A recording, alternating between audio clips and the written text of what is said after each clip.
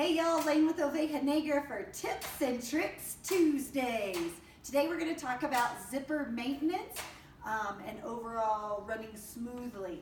So here I have a half pack, and this is the most common error I see with zippers, where this top tube strap is so tight that instead of the zipper moving forward to back, it moves in an upward arc angle as it comes along. Now what this does here is it separates the teeth and causes more wear and tear on the zipper.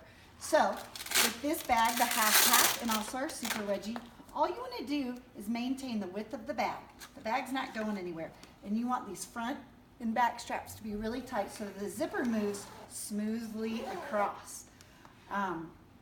Another consideration for your zipper is as you begin to travel a lot on your bike and you start to get dirt and grime building up in these teeth, you're going to want to wash it occasionally to keep it debris out of it so it runs smoothly and doesn't cause any damage to the teeth. Another product you can use is Zipper Ease.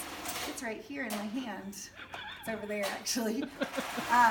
By applying Zipper Ease or another similar product, it'll keep these teeth nice and greasy and running smoothly just like you would with your chain lube.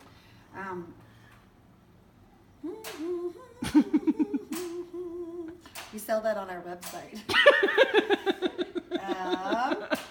One last consideration is I see a lot of overstuffing of bags, which causes the teeth to move apart and also can cause damage.